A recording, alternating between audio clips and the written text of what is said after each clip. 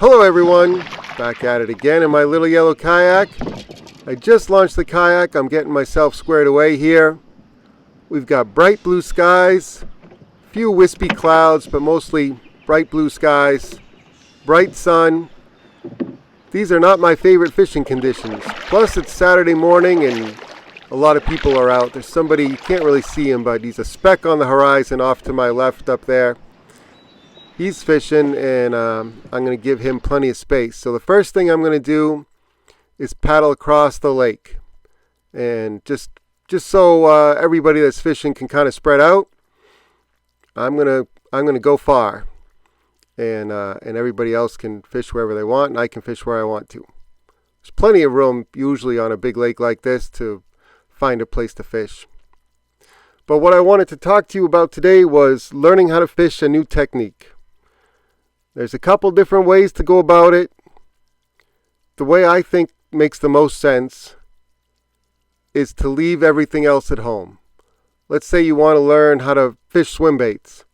Well, you leave the spinning rod at home, you leave all the crankbait rods at home, you leave the top water rod at home, and you just bring swim baits. It's almost like fishing cold turkey, and sometimes you're going to struggle. You know, you're going to go out there with a big swim bait rod, and the fish just aren't having it, and you're going to throw up a goose egg. You're going to get skunked. But if you just accept that, okay, the worst that can happen is I'm going to get skunked, and the best that can happen is I'm going to catch a big fish, well, you just have to accept those odds and roll with it. So today, I'm learning a new technique. It's called strolling, or bottom strolling, or mid strolling. I don't have any electronics on the kayak. I certainly don't have any forward-facing sonar. And I was thinking this technique would be tough without being able to visualize where the fish were. So my plan was to wait until fall when the fish were schooling on bait. I could see them with my eyes, and then I have the location part sort of dialed in, and I'd figure out the rest kind of on the fly. But a friend of mine, we'll call him Frezzy, a fishing friend of mine, he said he was having good luck just fishing blind off of points and obvious structure, offshore structure, 10 to 15 feet of water. And I thought, you know what? Why don't I give it a try? So what I've done is I've brought 3 rods out with me, and they're all rigged with strolling baits. The first one I've got is a freeloader, a Crush City freeloader with a 1/4 ounce jig head on the nose. And I got my first fish. That didn't take too long, actually. First fish on a freeloader. There it is. It's not a bad one either. Watching myself on video fish is also interesting for me, because I can see all the things that I'm, doing wrong. And one of them is I think I'm fishing that bait a little bit too fast. I got to slow my retrieve down quite a bit. And I believe I was pulling the lure away from the fish a little bit too much.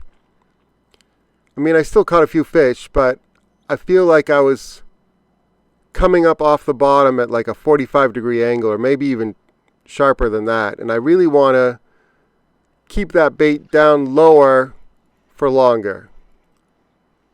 But anyway, even though I'm kind of muddling my way through this and figuring things out as I go, I got another fish.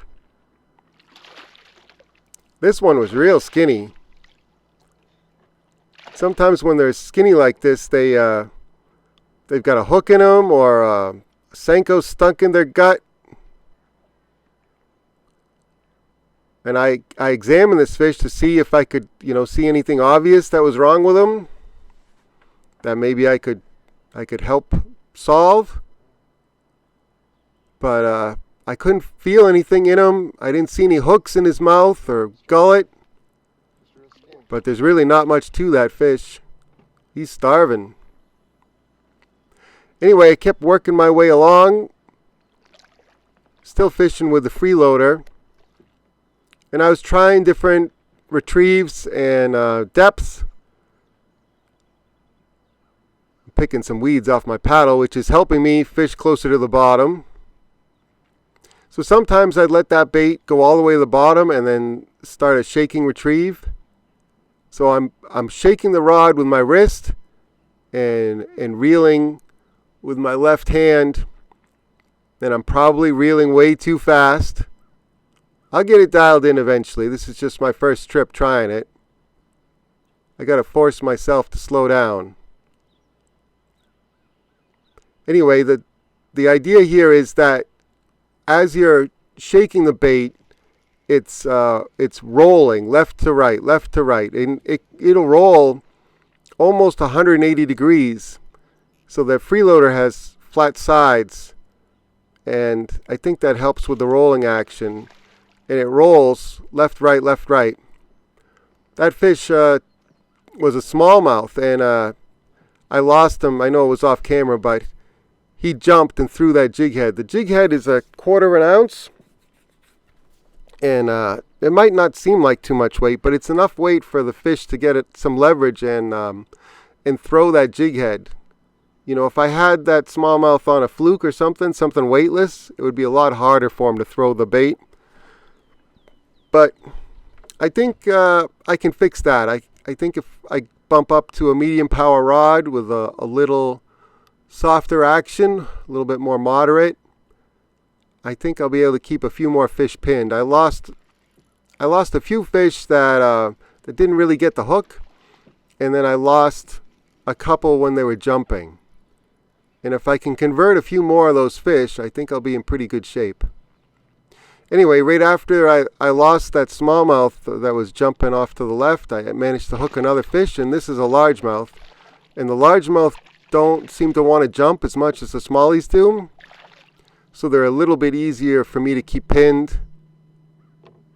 His first jump was way away from the boat, and it's easier to keep the line tight when they do that than when they jump like right behind the boat or right next to you.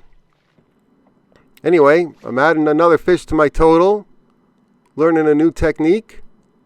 I should say that I'm attaching the freeloader to a loop knot, and the loop knot accentuates that side-to-side motion. It gives it more degrees of freedom and enables it to do almost a full 180, left to right, left to right, left to right. Anyway, it seemed to be fooling a few fish, so I just kept at it. And I got another one.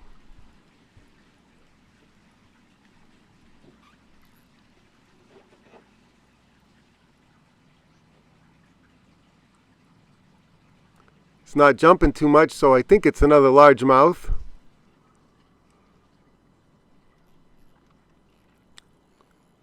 Started to dive near the boat, so I'm adjusting the drag. I was taking it a little easy on the fish because the loop knot is only a single strand of line going through the jig head, the eye of the jig head. And so, in general, loop knots just aren't as strong as like a polymer knot or some other double line knot. So I was being careful not to break off any fish. That was my last fish on a freeloader. I tried a few other hover strolling baits. That one is 3.5-inch spunk shad. But I couldn't get anything else going. I don't know if it was too late in the day. There was some topwater action. I even threw directly into where the fish were busting bait right off this point. I still couldn't get them. So, I don't know. I have a little bit more work to do figuring out this technique.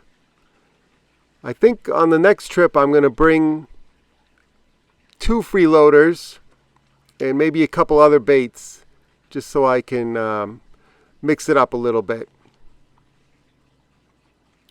Alright, thank you all for watching. I really appreciate it.